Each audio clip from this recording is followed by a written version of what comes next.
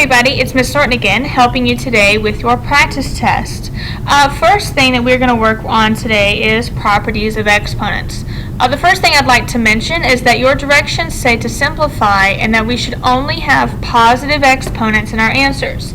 Some of you made this mistake on your quiz by leaving negative exponents, okay? So remember, we are going to reorganize this multiplication problem. We can do that by using the commutative property of multiplication.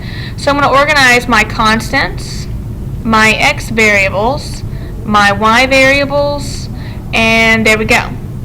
Now, another common mistake that you guys make is that when you see an x with no variable, you assume it's 0. Okay, remember, anything to the 0 power is 1, it would go away. If there's no number for the exponent, there is an understood 1 there. So now we're going to write 4, because 4 does not have any other constant to multiply to. X squared times x to the first is x to the third, because you add 2 and 1. Y squared times y to the first is y to the third for the same reason. So your final answer here will be 4x cubed y cubed. Problem number 2, you have to distribute this negative 1 to both the x and the y term. So I have x to the negative 1, y to the positive 2. Okay, what I'm doing here is this is an x to the first, so negative 1 times 1 is negative 1. Y to the negative 2. Negative 2 times negative 1 is positive 2. Okay? Now, here's another mistake you guys make. You would leave it as this, as a negative exponent. Well, we know that if negative exponents appear in my answer, I'm not done. What I'm going to do is I'm going to move this x to the bottom of a fraction. Notice that y squared stays up top because y squared is positive. So this is my answer. Now, you're not required to write to the first power, but I do it just to help you guys. Okay, problem number 3. We are going to break this up again, just like we did with the multiplication problem. Okay, so I have 3 over 2, these are my constants, times x to the fourth over x to the fourth, times y over y cubed. Okay, what I did was just rearranged my like terms. So taking a look here, 3/2 is something that I would type on my calculator and I would get 1.5. If I change it back to a fraction, I'll get 3/2, so it's already in its simplest form. So I'm going to write 3 on top and 2 on the bottom. Now x fourth over x to the fourth, okay, I do x to the 4 minus 4 and I get x to the 0. Okay, anything to the 0 power is 1, so those are gone. Okay, this is a y to the first. So y to the first minus 3, 1 minus 3 is negative 2. Oops, excuse me, negative 2. Okay, because this is a negative, what I'm going to do is I'm going to write it on the bottom of the fraction and become positive. Another way to look at this is and see, in the original problem, which was bigger, 1 or 3? 3 is bigger, so that I know my y term is going to end up on the bottom because that's where y to the third is. Alright, here is problem number 4, okay? Problem number 4 is very similar to number 2 in the way that you have to distribute this negative 3. Okay, everything in here gets the power of negative 3. So 3 to the negative 3, v to the negative 3, and u to the negative 6, because this is a 3 to the first, v to the first, and v squared. I am multiplying negative 3 to 1, 1, and 2.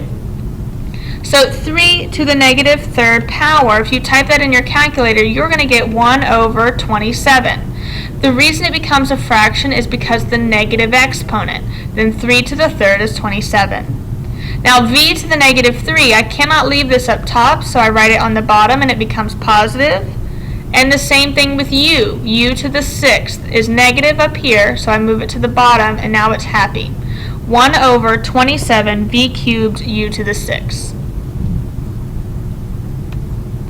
Alright, here we are writing expressions in their radical form. We have a fraction as an exponent, so we need to change this to our radical form.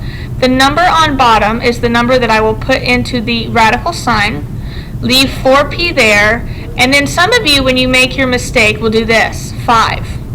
Okay, here's why. You need to make sure that you put your parentheses around the entire thing. The 5 applies to both the 4 and the p.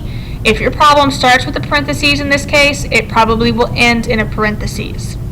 Okay, now looking at k, okay, 2 would go in the square root and 1 would go on the outside. But chances are, if you check the answers, I just wrote this. And you're probably wondering why.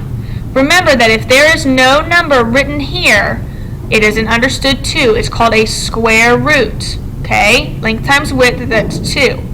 Now the 1 is an understood 1. I don't need to have it. If you want to write it in this form, I will mark it correct on your test. Either one of these forms on your test is perfectly acceptable. Alright, now we're going to do the opposite of what we just did. Okay, remember that in problem number 6, I said that we don't have to write a number here if it's a 2.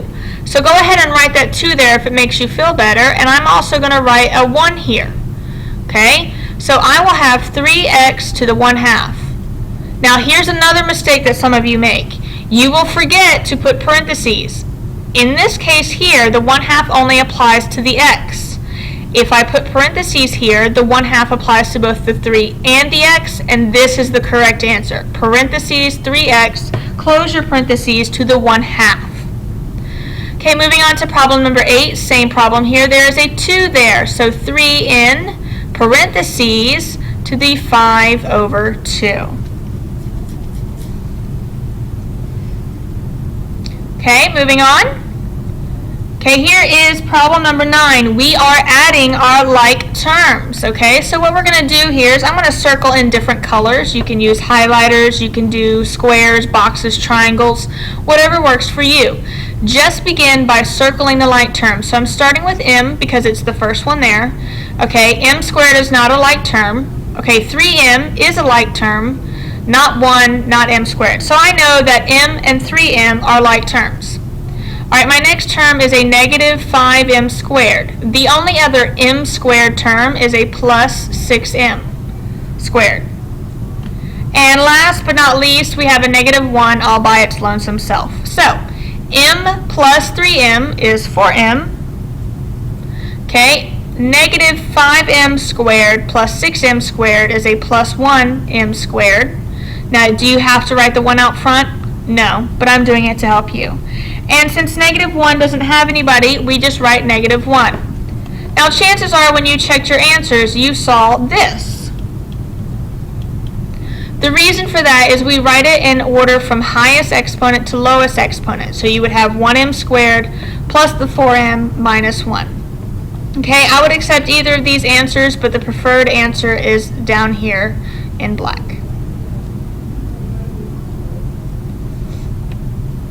Alright, problem number 10. Now it's a little bit longer. We're still adding though. So let's start. V cubed. I see another v cubed. And that's it. Alright, v squareds. V squareds. Okay, and I see a v term and another v term. Alright, so 3v squared plus 5v squared is 8. Excuse me, it's 3v cubed plus 5v cubed is 8v cubed. I'm sorry. V squared minus 4v squared is a negative 3v squared. And negative 7v minus 8v should be negative 15v. Notice when we did this problem, it already set it up in the exponent highest to lowest. So that is the answer.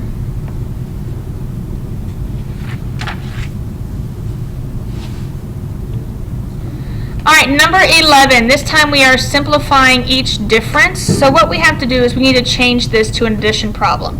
Go ahead and distribute the negative to all three terms.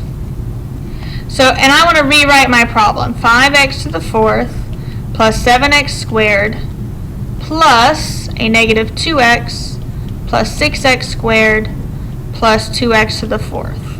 What happened here is this was a positive changed to a negative changed to a positive, and a negative changed to another positive. Alright, so let's begin by combining our like terms. We have 5x to the fourth and a 2x to the fourth. We also have an x squared and an x squared, and then a negative 2x. So 5x to the fourth minus 2x to the fourth, or excuse me, 6x to the fourth plus a 2x to the fourth would be a 7x to the fourth. Okay, don't make the mistake I almost did, which was looking at the problem above. Look at where you rewrote it, okay? Alright, next we need to do our x squared. 7x squared plus 6x squared is 13x squared. And then negative 2x is the only thing there, so that is our final answer. Now, you are welcome to use colors. You know that any color you want to use, crayons, whatever, as long as I can read it, you are welcome to use colors. Alright, problem number 12 will be the last problem that we do in this particular video. There will be a second video to go over problems 13 through 24, okay? Alright, so let's go ahead and get started. We're going to change this to an addition problem by distributing the negative sign to every term. So I rewrite the first one, make it addition, and then change the sign of everything to the right of it. Alright, so I have n squareds here and here, and then to the fourth, there and there. Make sure you're including the signs in front of those. And then my constants, 3 and 4. Alright, so let's begin with the n to the fourth term. Negative 4 n to the 4 minus 6 n to the 4. Negative 10 n to the fourth. 6n squared plus 7n squared, those are my like terms, so I have 13n squared. And then last but not least, you add 3 and 4 and you get 7. So our final answer is negative 10n to the fourth plus 13n squared plus 7. Okay, so what you need to do now is go to the second video. In this second video, you'll see me go over problems 13 through 24. Okay, see you there.